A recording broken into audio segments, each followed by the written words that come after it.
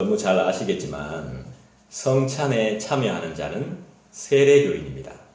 세례교인만 참여할 수 있습니다. 그리고 세례교인 중에서도 그런 사람이 없어야 되겠지만 주님을 부인하는 자, 그런 사람은 참여할 수 없습니다. 그리고 범죄를 지은 자, 고범죄, 우리 이제 어떤 건지 대충 아실 겁니다. 그런 자도 참여할 수는 없습니다. 근데 이제 그건 이제 죄 중에 있는 자는 참여할 수 없죠. 눈에 보이는 죄가 아니라 눈에 보이지 않는 죄를 짓는 자들도 참여할 수 없습니다. 그래서 사도 바울이 우리에게 말씀하죠. 이 성찬에 참여하기 전에 자기를 살피라고. 먼저 자기를 살필 것을 말씀합니다. 자기를 살피고 주님의 몸을 범하는 죄를 또 짓지 않도록 한 번 더 당부하는 것이죠. 내 마음에 꺼리낌이 있으면 참여 안 하는 것이 옳습니다. 하지만 마음에 꺼리낌이 있다 하더라도 내가 그 죄를 넘어설 수 있도록 은혜를 주십사 하는 마음으로 참여해도 됩니다. 하지만 이제 주의 몸을 분변치 못하고 먹고 마시는 자는 자기의 죄를 먹고 마시는 것과 같으니까 자기를 잘 살펴야 되는 것이죠. 남을 살피는 게 아니라 나 자신을 잘 살필 것을 성경은 항상 우리에게 말씀합니다. 뭐든지 내 마음이 문제이기 때문에 그렇습니다. 내 생각이 문제이기 때문에 그래요. 우리의 죄를 위해서 수치와 저주, 형벌을 당하신 예수님의 죽으심과 연합하는 겁니다. 주님과 연합하는 시간. 그것은 죄에 대해서 죽고 의에 대해서 사는 것이기에 죄 가운데서 성찬에 참여하는 것은 철저하게 금지되어 있습니다. 요한복음 6장 35절에 보니까 이렇게 말씀합니다. 예수님은 생명의 떡이다 라고 말씀합니다. 사람의 육체는 무엇을 먹어야 됩니까? 양식을 먹어야 됩니다. 떡을 먹어야 됩니다. 떡을 먹어야 삽니다. 그죠? 그렇기 때문에 우리는 생명의 떡 대신 예수님을 영접해야 삽니다.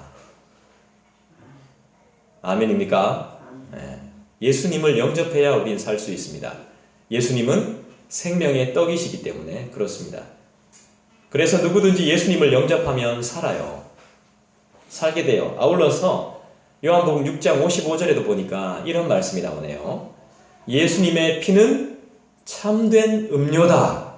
이렇게 말씀해요. 사람의 육체는 떡도 있어야 되지만 뭐도 있어야 돼요? 물도 있어야 돼요. 참된 양식, 참된 물, 참된 음료는 누구십니까? 바로 예수님입니다. 사람의 영혼은 예수님의 피로 씻음을 받아야 됩니다. 그래서 누구든지 예수님의 피로 씻음을 받으면 영생을 누립니다. 아멘. 이렇듯이 사람이 영원히 살려면, 영생하려면 생명의 떡이신 예수님을 영접해야 돼요. 내 마음에 모셔야 돼요. 환영해야 돼요, 예수님을. 아울러 참된 음료이신 예수님의 피로 씻음을 받아야 돼요. 오늘이 그것을 확인하는 시간이에요. 이러한 사실을 믿음으로 표현하는 행위가 바로 성찬이에요. 주의 만찬이라고도 하죠. 성만찬이라고도 하죠. 성찬에서는 떡을 먹습니다. 이때 떡은 예수님의 몸을 상징하죠. 떡을 먹는 것은 예수님을 영접한다는 뜻이에요. 우리가 떡을 받는 것은 예수님을 영접한다는 거예요. 내 마음에 모신다는 거예요. 또 성찬에서는 잔을 마시죠. 이때 잔은 무엇을 상징할까요? 맞습니다. 피를 상징하는 것이죠. 우리 그리스도의 피를 말씀해요. 잔을 마시는 것은 예수님의 피로 씻음을 받았다는 거예요. 이처럼 성찬에서 떡을 먹는 것은 예수님을 영접했다는 것, 성찬에서 잔을 마시는 것은 예수님의 피로 씻음을 받았다는 것. 오늘 우리는 그런 시간을 가질 거예요. 성찬에 참여하는 것은 우리의 믿음을 고백하는 표현의 행위인 거예요. 그래서 우리 교회는 성찬이 너무너무 중요한 것입니다. 오늘 본문에서 사도 바울은 성찬의 깊은 뜻을 전하고 있습니다. 룩인, 뭐죠? 나 자신을 살피는 것. 나 자신을 살피는 것. 성찬은 자기 자신을 살피는 시간입니다. 제가 왜 이렇게 가운을 입었겠습니까? 자기 자신을 살피는 거예요. 자신의 상태를 살피는 거예요. 사도 바울은 우리에게 권면하죠. 그러므로 누구든지 주의 떡이나 잔을 합당하지 않게 먹고 마시는 자는 주의 몸과 피에 대하여 죄를 짓는 것이니라. 사람이 자기를 살피고 그 후에야 이 떡을 먹고 이 잔을 마실지니. 이렇게 말씀해요. 또 고린도전서 우리 읽지는 않았지만 5장에도 보니까 너희는 누룩 없는 자인데 새 덩어리가 되기 위하여 묵은 누룩을 내버리라. 우리의 유월절 양 곧 그리스도께서 희생되셨느니라. 이렇게 말씀해요. 성찬은 나에게 묵은 누룩이 있는지 없는지 살피는 시간이에요. 묵은 누룩이란 뭡니까? 옛 습관, 옛 버릇, 죄의 버릇, 죄의 습관, 종의 버릇, 그런 근성, 악한 모양, 모든 것을 말하는 것입니다. 이스라엘 자손들이 유월절 잔치를 준비할 때 가장은 뭘 했냐 하면요, 한 손에는 등을 들고 다른 한 손에는 집게를 들고 집안에 누룩이 있는지 없는지 샅샅이 살폈습니다. 그리고 나머지 식구들은 뭘 했을까요? 옷을 빨고 몸을 씻었습니다. 성찬에 참여하기 위해서. 우리 그리스도인들은 굳이 그렇게까지는 할 필요 없지만 성찬에 참여하면서 무엇을 살펴야 됩니까? 내 자신을 살펴야 됩니다. 룩인, 간단합니다. 내 자신을 살펴야 됩니다. 내 자신. 거룩한 그리스도의 몸에 참여하기 위해서 부정한 삶, 불법적인 삶, 불의한 삶이 없었는지 있었는지 살피고 그러한 것이 아직도 계속되고 있다면 단호하게 끊어버리는 그런 결단의 은혜를 간구해야 되는 것입니다. 그리고 회개하는 심정으로 참여해야 되는 것입니다. 우리 23절을 한번 다시 볼까요? 여러분들이 한번 읽어주시죠. 읽겠습니다. 시작. 내가 너희에게 전한 것은 주께 말하시니 곧 주 예수께서 잡히시던 밤에 떡을 가지사. 고린도전서 11장 23절을 보니까 뭐라고 말씀합니까? 성찬의 시작을 말씀하고 있는 것이죠. 다른 말로 말하면 기원, 유래라고도 볼 수 있겠죠. 내가 너희에게 전한 것은 주께 받은 것이니 곧 주 예수께서 잡히시던 밤에 떡을 가지사. 내가 너희에게 전한 것, 누구에게 받은 것입니까? 주님께 받은 것이죠. 지금 여러분들에게 전달되고 있는 모든 것은 다 주님께서 허락하신 겁니다. 바울은 자기의 생각이나 자기의 의견을 고린도 교회에 전한 것이 아닙니다. 또 전통적으로 내려오던 것을 전한 것도 아니었습니다. 뭡니까? 예수님에게서 받은 것을 그대로 고린도 교회에 전했다는 것이죠. 성찬의 시작은 예수 그리스도입니다. 성찬의 기원을 이야기해 준다고 하니까 뭔가 대단한 것이 있는 것 같지만 아니에요. 바로 예수님이에요. 성찬의 시작은. 그리고 그 성찬의 마침도 예수님이에요. 우리의 처음과 시작, 알파와 오메가라고 할까요? 모든 것은 우리 주 예수님이에요. 성찬의 시작은 예수님께 있습니다.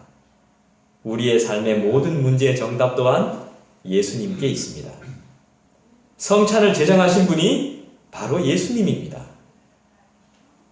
24절, 25절도 여러분들이 읽어주시겠어요? 시작.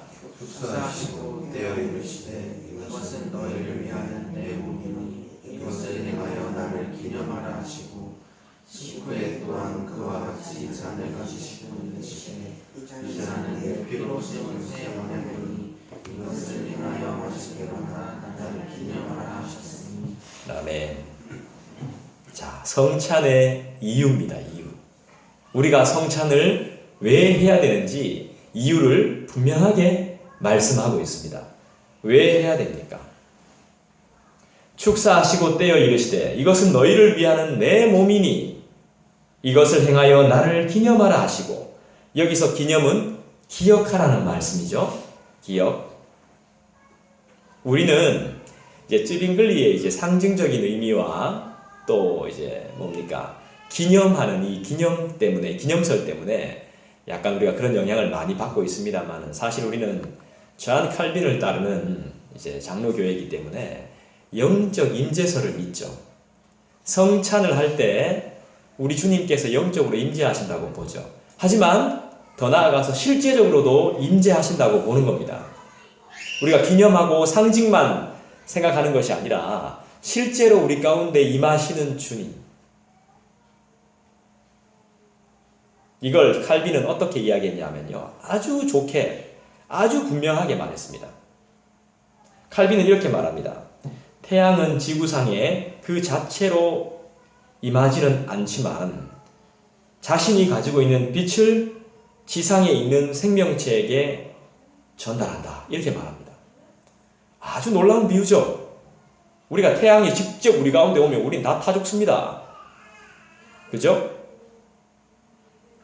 지상의 생물들은 태양 자체를 먹는 것은 아니지만 태양이 주는 빛을 먹죠. 태양 자체를 받는 것은 아니지만 태양이 내보내는 빛을 받습니다. 그죠? 우리는 빛을 받아야 됩니다. 그래야 생성되는 것들이 있잖아요. 그죠? 마찬가지로 신자들인 우리의 영혼은 예수님의 몸 자체를 먹지는 않습니다. 하지만 그 몸이 전달하는 영혼에 필요한 양식을 먹습니다. 영혼에 필요한 양식. 무슨 말이죠? 우리의 영혼이 실제로 주님의 몸을 먹는다는 것입니다. 빛을 통해서. 성찬은 우리의 영혼이 주님의 살과 피를 먹는 채널, 통로와 같은 것입니다. 그렇기 때문에 우리는 이것을 은혜의 방편, 은혜의 수단이라 부릅니다. 따라서 성찬은 우리의 영혼을 위한 식사 시간입니다.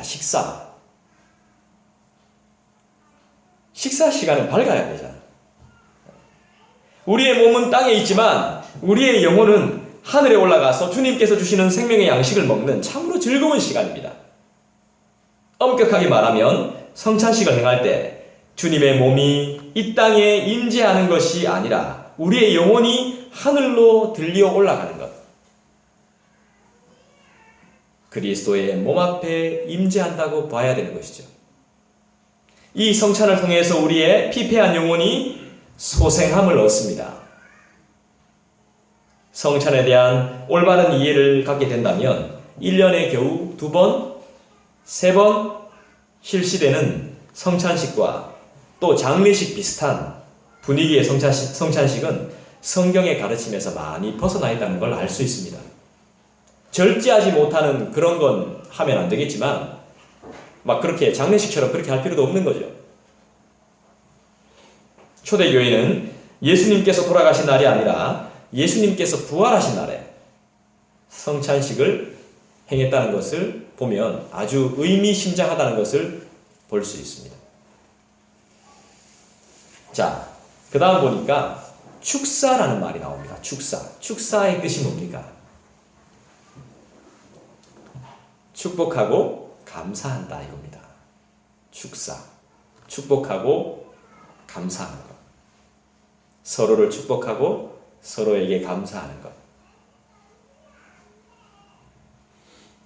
예수님은 떡을 가지사 축복하셨습니다. 성찬에 참여하는 자들에게는 하늘의 신령한 복이 임하는 것입니다. 또 예수님은 떡을 가지고 감사 기도하셨습니다.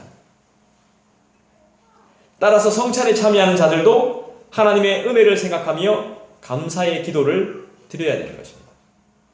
주님, 죄인입니다. 또 죄를 지었습니다. 이것도 물론 통회하는 마음도 우리 안에 있어야 되겠지만 주님 감사해요. 정말 감사해요. 나에게 구원을 주시고 나에게 은혜를 주시고 이런 귀한 식사 시간을 허락해 주시고 내 영혼이 소성케 되고 내 영혼이 소생케 되고 내 영혼이 살아나는 시간을 주심에 감사해요.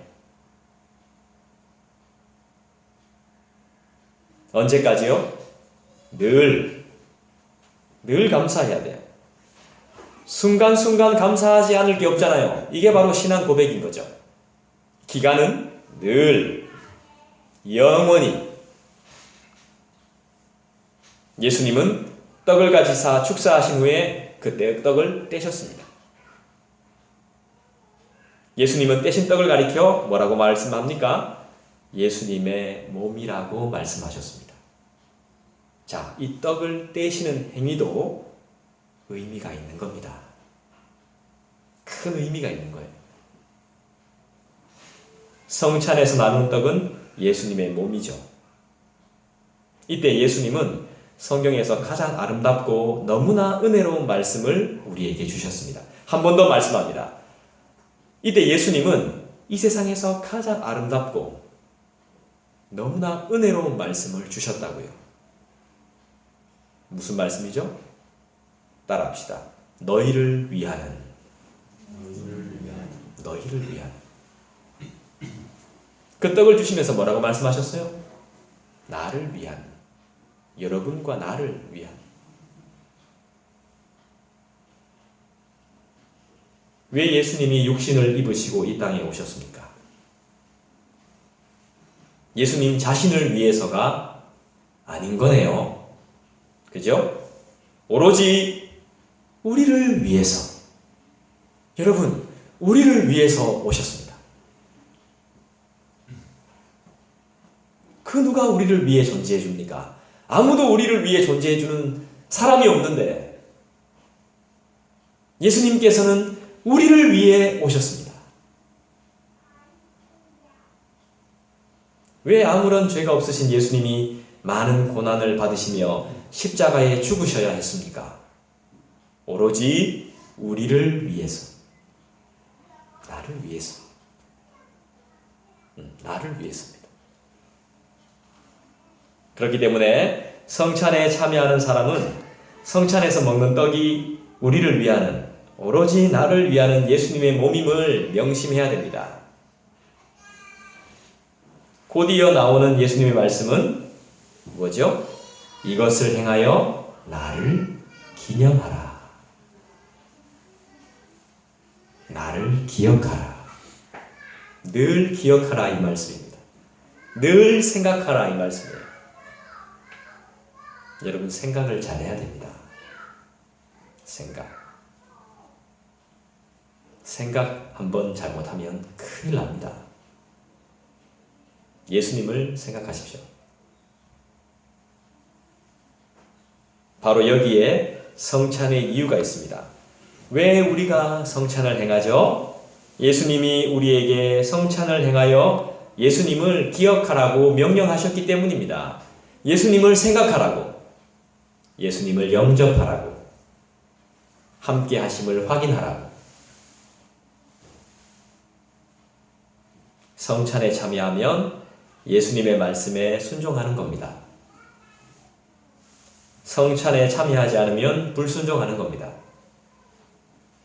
성찬에 참여하지 않는 사람이 예수님의 다른 말씀을 순종한다고 볼 수 없습니다. 그러니까 성찬에 참여하는 것은 자신의 믿음을 고백하며 표현하는 행위가 되는 것입니다. 실천이 되는 것이죠. 25절입니다. 식후에 또한 그와 같이 잔을 가지시고 이르시되 이 잔은 내 피로 세운 새 언약이니 이것을 행하여 마실 때마다 나를 기념하라 하셨으니 또한 그와 같이 잔을 가지시고 먼저 예수님은 떡을 가지사 축사하셨죠. 마찬가지로 예수님은 잔을 가지시고도 축사하십니다. 곧이어 예수님은 잔에 관해서 말씀하십니다. 이 잔은 내 피로 세운 새 언약이다. 이것을 행하여 마실 때마다 나를 기념하라. 예수님은 성찬을 행하라고 친히 명령하셨습니다. 바로 여기에 우리 그리스도인들이 성찬을 행하는 이유가 있습니다. 예수님이 명령하셨기 때문입니다. 우리는 순종해야 됩니다. 아울러 성찬에서 잔을 마실 때는 하나님의 은혜를 잊지 말고 감사하면 됩니다. 26절 여러분들이 한번 읽어주시죠. 시작. 우리가 이 떡을 보며 이 잔을 마실 때마다 주의 죽으심을 그가 오실까지 전하는 것이다. 전하는 것입니다. 바로 성찬의 목적입니다. 사도 바울 선생은 성령의 감동으로 성찬의 목적을 우리에게 마지막으로 말씀해 줍니다. 성찬은 여러분 그냥 하는 것이 아닙니다. 예수님이 하라고 명하셨고 예수님이 제정하셨고 예수님이 전하라 말씀하셨습니다. 너희가 이 떡을 먹으며 이 잔을 마실 때마다 주의 죽으심을 그가 오실 때까지 전하는 것이다. 너희가 이 떡을 먹으며 이 잔을 마실 때마다, 그러니까 성찬을 행할 때마다 라는 뜻이 되겠죠. 교회라면 성찬은 반드시 합니다. 성찬을 행하는 교회는 반드시 이 일을 해야 됩니다. 성찬은 우리를 세상으로 파송하는 예식입니다.